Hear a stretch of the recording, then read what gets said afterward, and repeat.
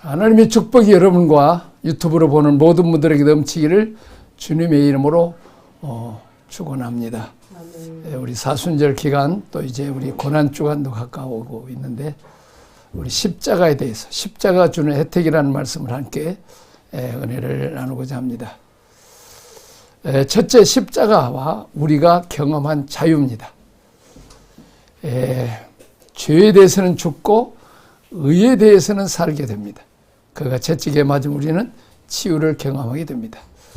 우리 베드로전 2장 24절을 한번 읽겠습니다. 친히 나무에 달려 그 몸으로 우리 죄를 담당하셨으니 이는 우리로 죄에서 죽고 의에 대하여 살게 하려 하심이라. 그가 채찍에 맞은 너희는 나음을 얻었도다. 그렇습니다. 죄에 대해서는 죽고 의에 대한 살게 하기 위해서 예수님이 나무인 십자가에 못 박혀 죽으셨다는 것입니다. 그리고 그 채찍에 맞음으로 우리가 또한 치유함을 경험하게 됩니다. 여기 죄에 대해서는 죽고 의에 대해서 살고, 젊은 날에 우리가 독일에 살면서 독일 시민권을 어렵게 얻었어요.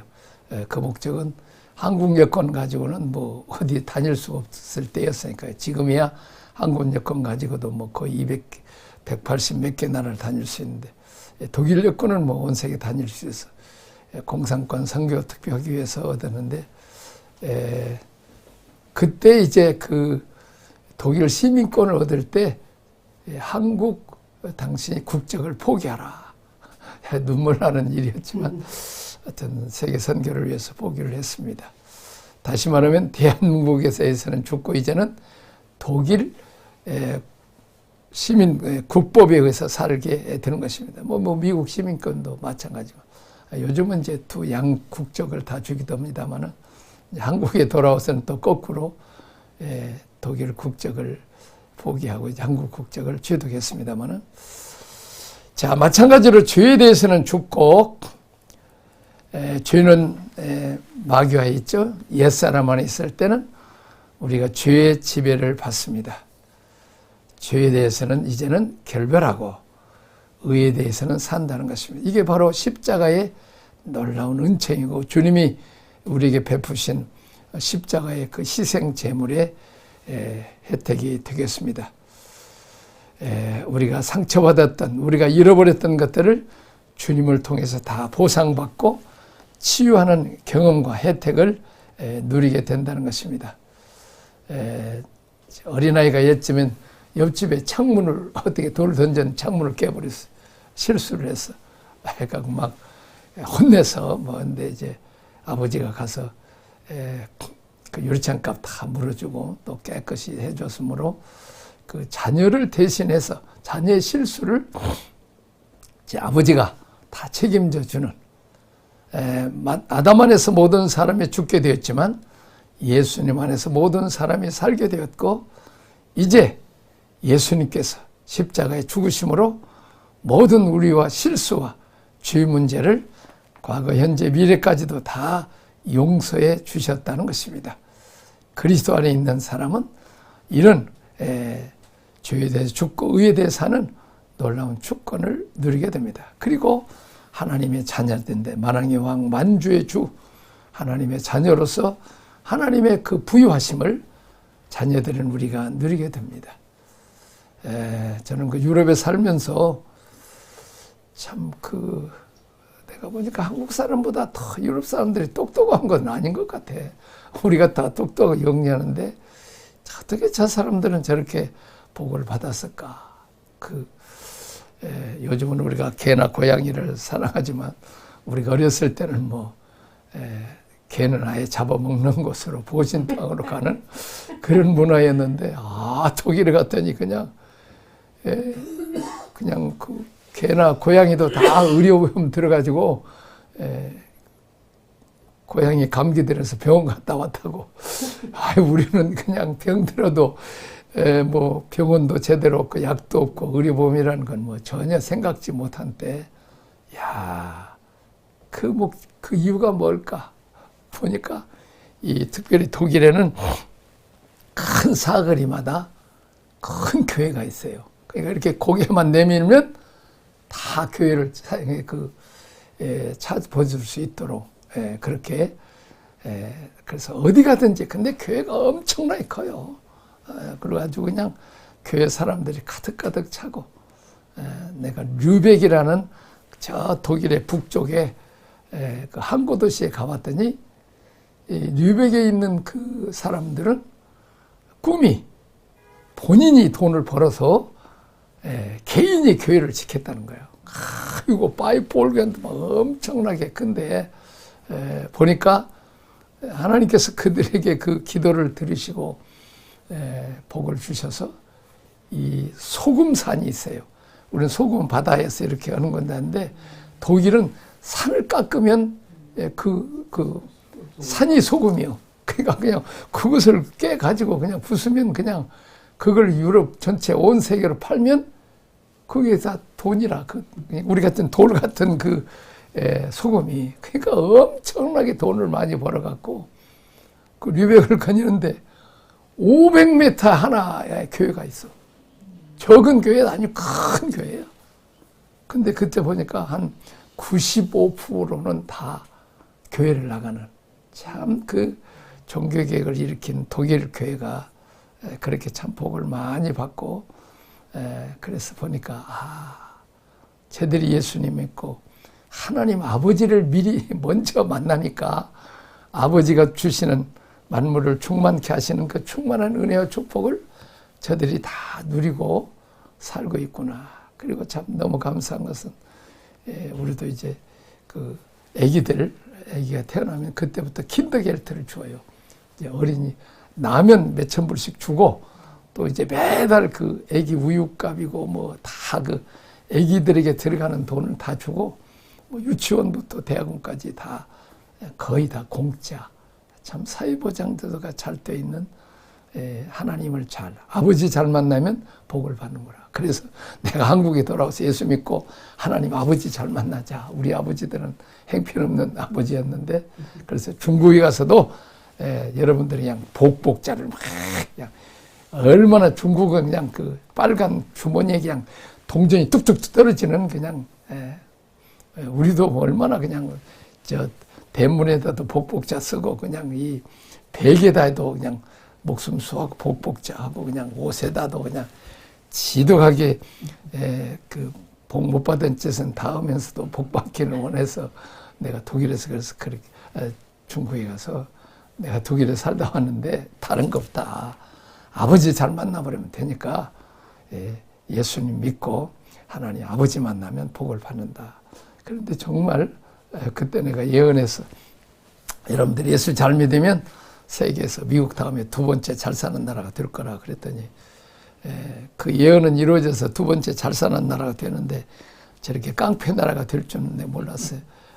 내가 좀 그 복주시라고 한 것을 지금 후회는 않지만은 하여튼 좀 민주주의가 되고 나눠야 되는데 또 하나님 그렇게 하시겠죠.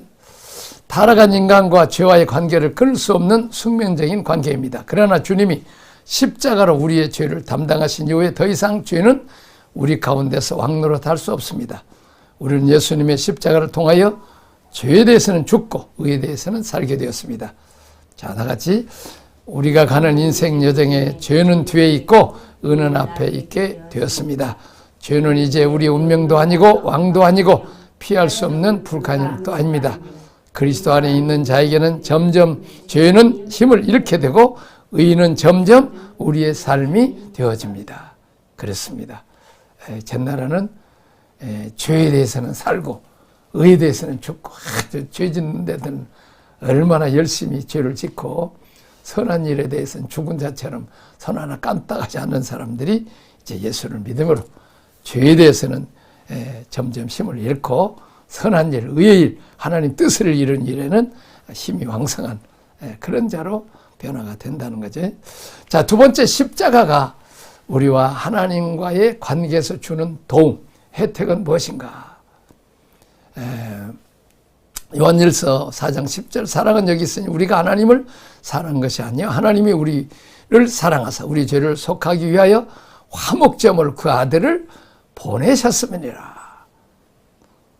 우리 주님은 하나님과 원수로 살았던 우리 죄인들인 우리 사이를 중재하고 화목하기 위해서 화목제물로 죽으셨다는 거죠. 그것은 우리가 요청한 것이 아니고 하나님이 먼저 요청한 것이고 하나님 쪽에서 먼저 프로포즈하고 하나님이 먼저 우리가 하나님을 사랑하는 것이 아니요 하나님이 우리를 사랑하사 우리 죄를 속하기 위해서 화목제물로 그 아들을 보내셨다. 하나님이 먼저 손을 내미셨다는 거지. 나는 죄인이기 때문에 하나님께 가까이 나가면 우리는 죽을 수밖에 없는 그런 죄인이지만 예수님을 화목제물로 보내서 하나님과 우리 사이를 이 죄 문제를 해결하시고 이제 친밀한 관계를 유지할 수 있도록 도와주는 게 이게 바로 십자가입니다. 하나님은 그 아들 예수 그리스도의 십자가 보면 우리 죄를 보면 그냥 막 저주와 심판을 내리고 싶지만은 그 아들 예수 그리스도의 피만 보면 마음이 다 녹아져서 용서하시고 사랑하신다는 것입니다. 하나님이 화목제물 아들로 보내셨습니다. 이제 마음 풀고 나랑 같이 살자. 다 내 죄 문제를 해결했으니 이제 돌아와서 내 자녀로 살아라고 초청해 준 것입니다. 십자가는 그렇습니다. 한 손으로는 사람의 손을 잡고 내가 너희들의 죄를 위해서 대신 죄값을 다 지불했다. 그러므로 하나님 앞에 담대히 나가라. 또 하나님 앞에는 한 손을 잡고 하나님 아버지 내가 저들을 죄값을 다 지불해서 하나님의 공의를 이루셨기 때문에 이젠 저들을 용서하시고 저들을 자녀로 받아주십시오. 이렇게 하나님과 사람 사이를 화목케 하기 위해서 화목제물로 십자가에 죽으셨다는 것입니다. 자, 두 번째 갈라디아 4장 4절 7절 때가 참에 하나님이 그 아들을 보내사 여자에게 나게 하시고 율법 아래서 나게 하신 것은 율법 아래 있는 자들을 속량하시고 우리로 아들의 명분을 얻게 하려 하심이라. 너희가 아들이므로 하나님이 그 아들의 영을 우리 마음 가운데 보내서 아빠 아버지라 부르게 하셨느니라. 그러므로 내가 이후로는 종이 아니요 아들이니 아들이면 하나님으로 말미암아 유업을 받을 자니라. 첫째는 하나님과 우리 사이를 화목해 있고 또한 이제 십자가로 이제 하나님과 우리가 하나님의 자녀가 되고 하나님을 아빠 아버지라고 부르신다. 주영이는 아버지라고 안 부르지? 아버지라고 불러? 아빠라고 불러? 그러니까 우리는 옛날에 아빠란 말을 불러본 일이 없어. 아버지는 엄친이고 아주 무서운 분이고 해가지고 아버지라고 해야지. 아니면 아버님 하든지 이렇게 해야지. 아빠. 근데 참 요즘은 어떻습니까? 그냥 애들이 아빠 하면서 그냥 애들이 목마 타고 그냥 애들 아빠 귀를 잡고 이래야 하면서 이렇게 뒹굴고 장난치는 아주 그 친밀한 아빠의 관계인데 우리는 그런 아빠의 관계 우리는 또 뭐 옛날에 그렇게 엄하지는 않으시고 또 이렇게 참 유하시고 온유하신 그 아버지를 만나서 이렇게 엄하고 막 무섭고 그런 아버지는 아니었는데 대부분은 막 늘 맷때리고 막 소리를 큰 소리치고 술 먹고 와서 그냥 발길질 하니까 아버지가 무섭죠. 그렇습니다. 이제 화목함으로 아빠지 이제는 종이 아니고 아들로 말미암아서 유업을 받게 하신다. 이 화목하는 것하고 자녀 관계 참 독일이 참 가난했어요. 이 동독이 가난했어요. 이 공산주의 우린 서베르른에서 그러니까 우린 이 독일을 네 조각을 나눴는데 미영불소 해갖고 이렇게 귀퉁이 이쪽은 동독. 동독 안에 또 베를린인데 그것을 미영불소 해갖고 서베르린이 4분의 3, 동베르린 4분의 1이에요. 그러니까 우리는 비행기 타고 가든지 아니면 자동차 타고 서베르린에서 웨스트버린에서 동독을 한 2시간 시속 100km 콘크리트 길을 타고 이렇게 하노바라고 하는 서부 독일로 와야 됐어요. 그래서 이 공산주의하고 자본주의가 어떤가를 나는 그냥 젊은 날에 뼈저리게 느꼈어요. 그렇게 독일은 아스팔트도 잘 돼 있고 자동차도 뭐 집들도 다 난방시설 다 잘 돼 있어. 사회보장도 잘 텐데 동독은 그냥 그 콘크리트 길이 다 깨져가지고 시속 100km로 가야 돼. 그리고 동독에 있는 차들은 가다 보면 다 서 있어. 네. 그리고 그 소련제 그 옛날 그 그냥 이렇게 라단가 그거 해가지고 그리고 집들이 몇십 년이 지나가도 새카매.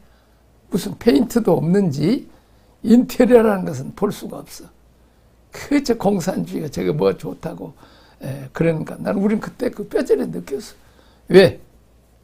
하나님을 아버지로 섬기는 양으로 생명을 얻고 더 풍성케 하시는 그 하나님을 아버지로 섬기고 그 사람과 복을 받는 그런 그 기독교가 하나님을 인정하는 나라하고 도적질하고 죽이고 멸망시키는 마귀를 왕으로 섬기는 그 나라는 못 살 수밖에 없어. 그게 뭐 공산주의라는 건 무신론, 하나님 없는 나라, 하나님이 안 도와주는 거 고아 같은 나라가 잘 살 수가 없는 거죠. 자, 그런데 감사하게도 동독이 무너지고 서독과 이렇게 해서 통일이 돼가지고 얼마나 독일의 그 기술과 자본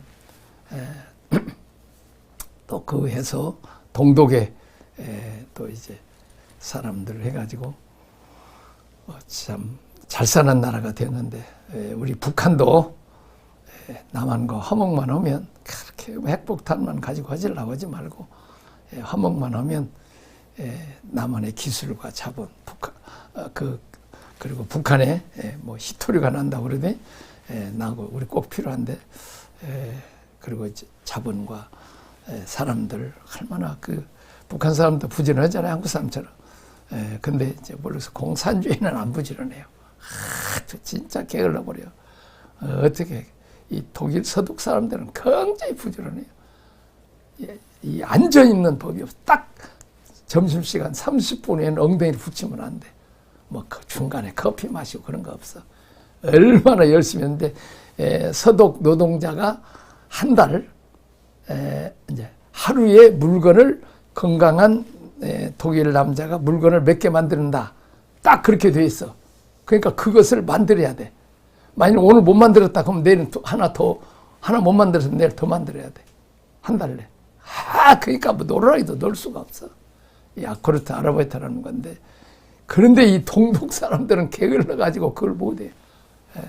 내가 보니까 공산주의 보니까 아이고 그냥 혼자 일할 것을 그냥 네 사람이 일해서 같이 나눠 먹는다는 거지. 이게 다 게으른 거. 이승만 박사는 벌써 다 본 거죠. 자, 그렇습니다.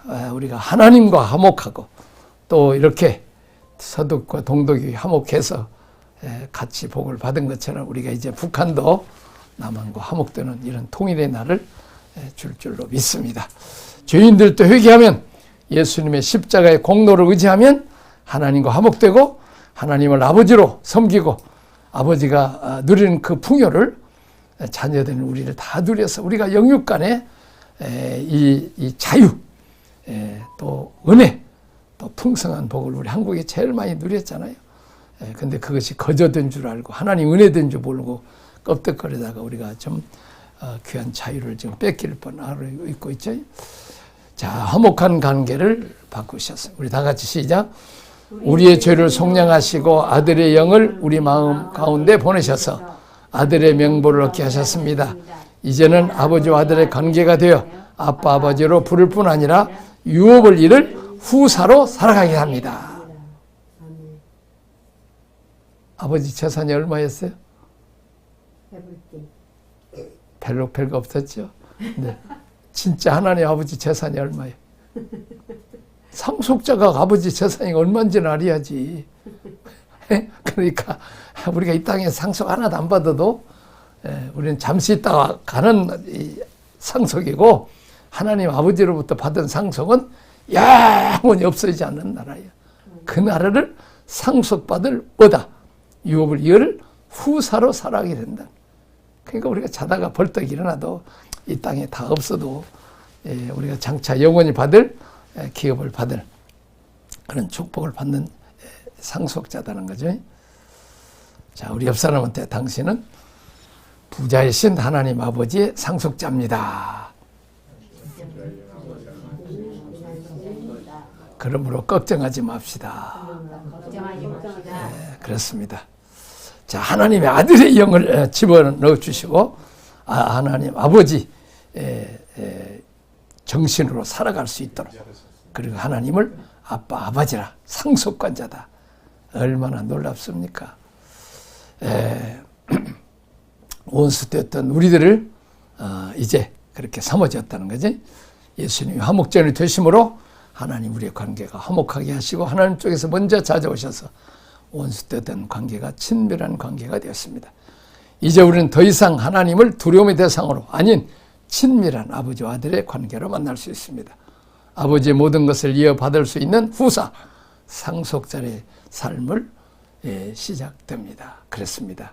우린 잠시 왔던 세상은 비록 풍성하지 못하지만 천국에서 누릴 영광이 크다는 것을, 영광의 소망을 바라봄으로 살 수 있기를 바랍니다. 근데 이 상속을 받는데 지금 어떻습니까? 어린아이는 상속을 주고 싶어. 부자 아버지가 상속을 주고 싶어도 동전밖에 못 줘. 뭐 이렇게 돈 주면 찢어버리고 장난치고 그래갖고 동전. 학생 때 되면 이제 뭐 줘요? 종이 돈으로 주죠. 그러다가 성인이 되면 뭘 줘요? 카드를 딱 주어서 마음껏 써라. 우리가 성숙한 만큼 하나님 축복하신다. 근데 먹지도 않고 잘하지도 않으면서 편지차 하나 사달라고 그러고 말이에요. 사줄 마음이 간절하지. 그러나 너는 아직 어리니까 안 된다. 그러니까 누가 누구를 기다리? 기도하는 우리가 기도응답을 기다려요? 아니면 주실 아버지가 우리를 기다리? 그래요? 근데 우리는 하나님 안 주신다고 말해. 그게 뭐 해야 돼? 우리가 먹기만 되면? 성숙만 되면, 하나님의 마음이 합한 자만 되면 다윗처럼 왕도 주고 다 주신다는 거죠. 이렇게. 그러니까 우리가 부지런히 자라야 된다. 그래서 우리는 빨리빨리 자라야, 성숙해야 재벌 그 총수의 아버지의 사상을 알고 회사를 운영하고 또 직원들을 사랑하는 그렇게 해서 이제 아버지의 대행자가 되면 그냥 얼마든지 뭐 하나씩 뛰어먹기죠. 하나님을 우리를 하나님의 대행자로 사용하기 위해서 우리를 고난도 주시고 훈련도 시켜주시죠. 지금 우리 한국당도 지금 전 민족을 지금 훈련시켜주는 거예요. 남북 통일할, 특별히 20대들은 20대, 30대들은 통일 안 좋아해요. 안 좋아했어. 왜? 우리가 왜 시성하냐? 안 좋아했는데, 안 좋아하는데 이제는 뭐요? 이제는 좋아하게 됐어. 하여튼, 그렇게 해서 통일을 하기 싫어도 우리가 통일을 해야 되죠. 그렇게 해서 이제 통일의 축복을 주시려고 지금 그렇게 세척세들이 뭐 울었나 보다 막 그런 것처럼 이렇게 고난이 오고 그냥 막 너무 힘들고 그냥 뭐든지 그냥 힘들고 어려운데 기대가 건나는데 하나님이 더 좋은 것으로 주실 줄로 믿습니다.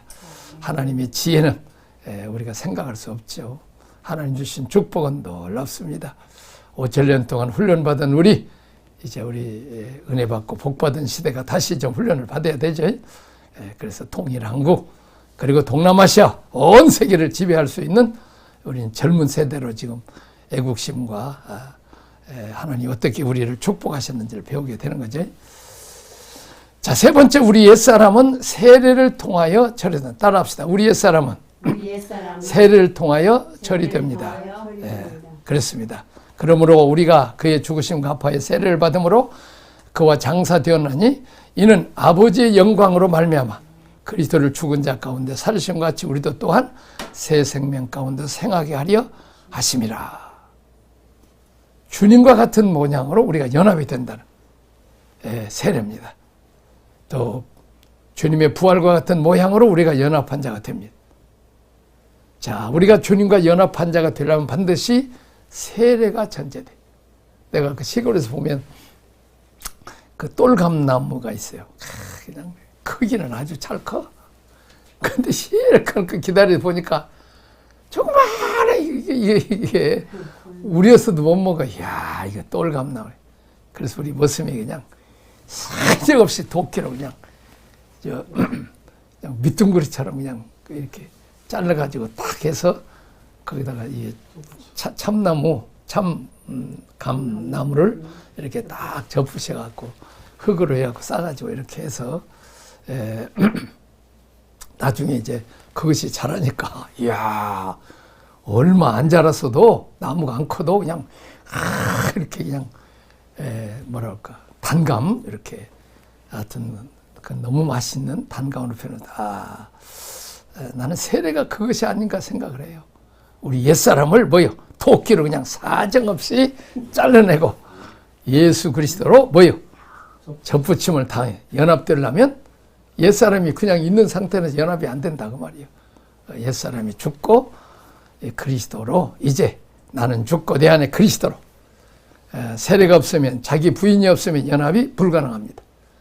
연합하자 그러면서 예를 들면 북한하고 남한하고 연합하자 그러면서 김정은이 지가 왕이 되겠다고 하면 연합이 안 되잖아요.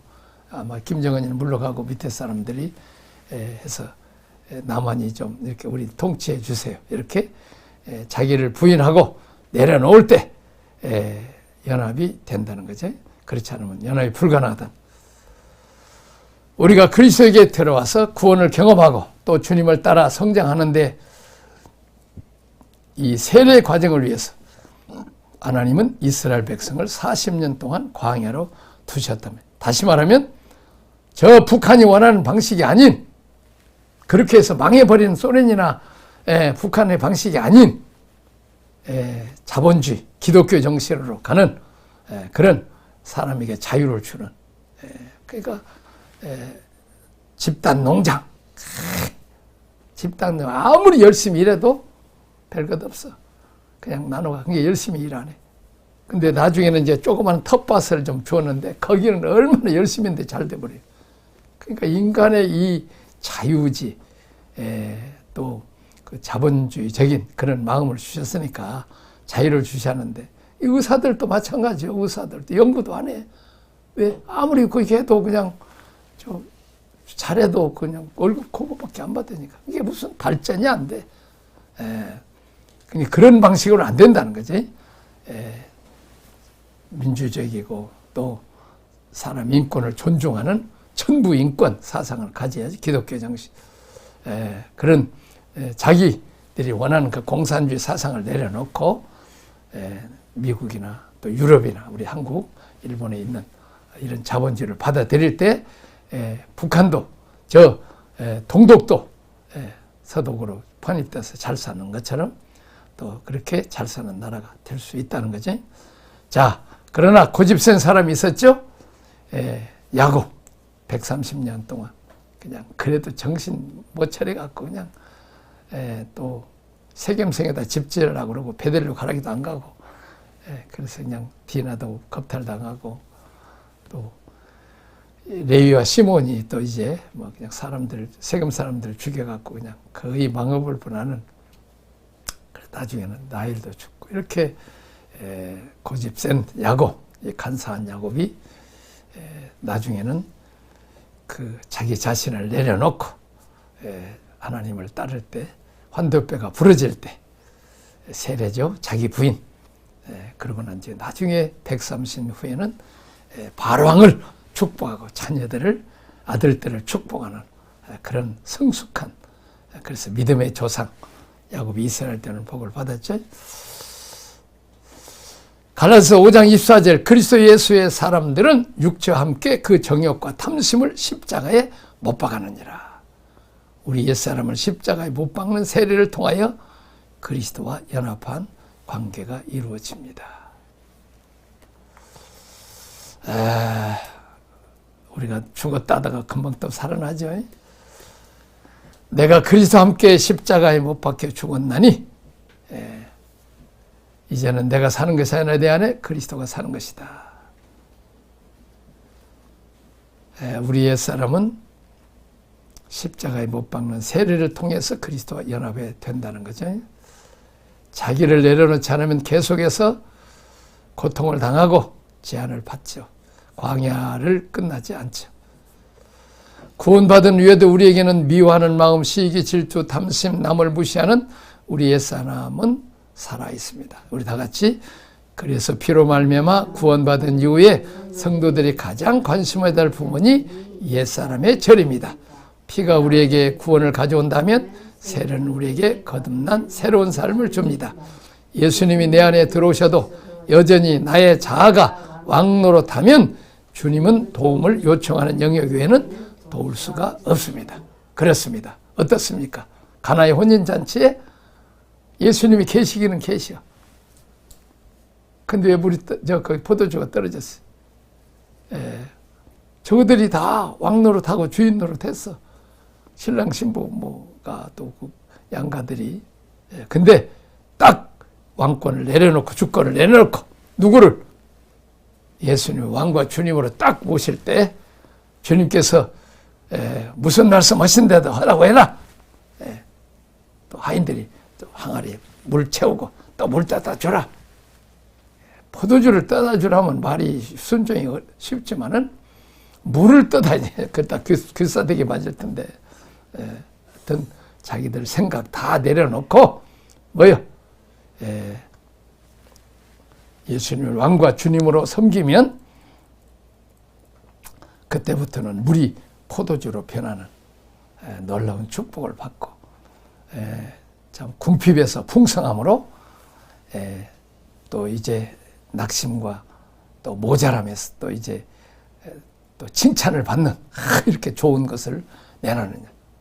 그렇습니다. 세상 것은 처음에는 좋다가 나중에 낡아지지만 하나님 나라는 처음에는 물과 같이 무가치한 것 같지만 포도주처럼 귀하고 향기 나는 이런 인격으로 변화가 된다는 거죠.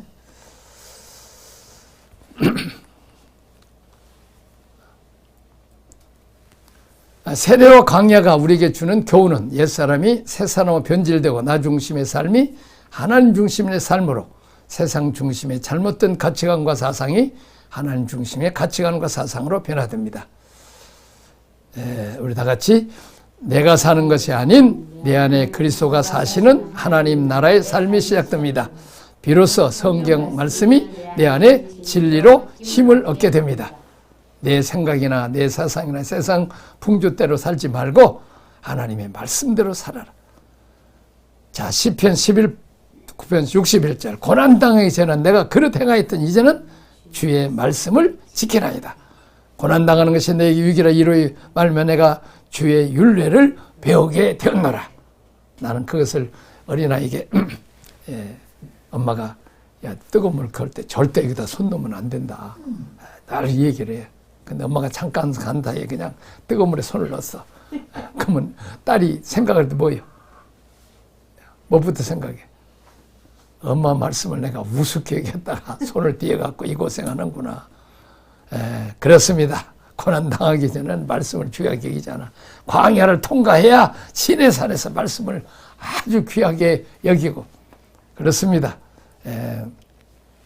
고생을 하고 광야를 지내봐야 하나님 법도가 중요하다는 거죠. 그렇습니다. 우리가 매뉴얼이 있는데 매뉴얼대로 안 하고 마음대로 기계 다루다 고장나고 난 뒤에 아이고 매뉴얼대로 해야 되겠다. 그렇습니다. 성경 말씀이 우리 인생에 어떻게 살아가야 될 매뉴얼이라는 거죠. 신분의 변화는 믿는 순간 이루어지지만 변화된 삶을 살아가기 위해서는 큰 대가를 지불해야 됩니다. 우리 내면에서는 여전히 죄가 우리를 지배합니다. 옛사람이 여전히 살아있습니다. 그래서 사도 바울은 내가 날마다 죽노라. 이제 예수님이 주인 노릇해야 되는데 여전히 옛사람이 주인 노릇하고 있습니다. 하나님 우리를 광야로 인도하셔서 환경을 통해서 자아를 내려놓게 합니다. 우리는 세례를 받을 때 육체와 함께 정욕과 탐 십자가에 못 박았느니라. 우리는 날마다 십자가에 못 박는 생활 우리가 쉽지가 않죠. 자, 마지막 네 번째 주님의 모든 통치들과 권세들을 무력화하고 승리하는 방법. 너희가 세례로 그리스도와 함께 장사되고 또한 죽은 자 가운데서 그를 일으키신 하나님의 역사를 믿음으로 말미암아 그 안에서 함께 일으키심을 받았으니 15절 통치자들과 권세들을 무력화에 드러내어 구경거리로 삼시고 십자가로 그들을 이기셨느니라. 예수님이 십자가의 죽으심으로 죄 문제를 해결하시고 사망 권세 이기시고 부활하심으로 말미암아서 이 통치자들, 권세자들, 천사들이죠. 타락한 천사들, 그런 자들을 다 이제 무력화시킬 수 있는 능력이 예수님의 십자가 부활에 있다는 것이고, 자, 아무리 예수님 십자가 부활의 능력이 있어도 우리가 세례로 내려놓지 않고 내가 왕노릇 주인 노릇 하고 내 마음대로 한다면 우리는 그 권세를 이길 수가 없는 거죠. 내가 나를 내려놓고 주님을 받아들이겠습니다 하고 자기를 낮추는 순간 그리스도가 내 안에 왕으로 주권을 가지고 분으로서 내 안에 주님이 통치자로서 이제 악한 자들, 통치자, 권세자들을 다 무력화시킨다는 것입니다. 우리가 구원을 받았을 때도 내가 왕일 때는 주님이 들어오셔서 아까 가나 혼인잔치처럼 그냥 손님으로만 있지 내 어려운 문제를 진정으로 해결할 수 없습니다.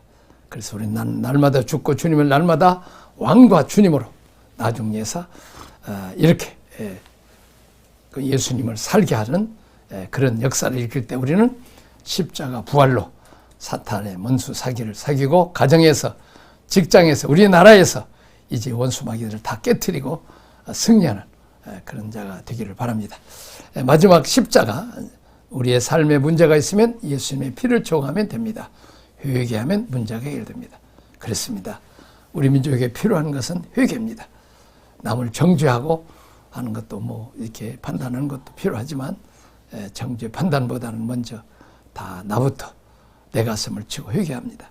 십자가는 죄와 사망의 모든 저주와 심판을 종식합니다. 율법에서 저질렀던 우리의 죄 문서를 지워버리고 제거해버립니다.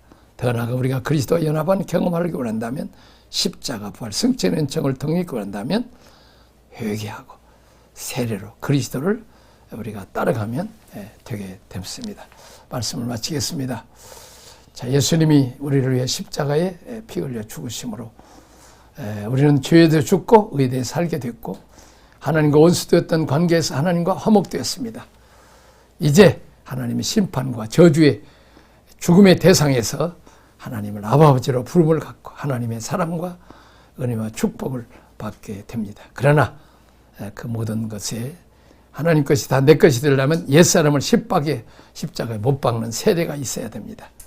예수님의 십자가 부활로 이제 우리 주님이 우리 안에서 통치자, 권세자가 되어서 모든 것을 물리치고 승리하는 성도 되기를 주님의 이름으로 축원합니다. 아멘.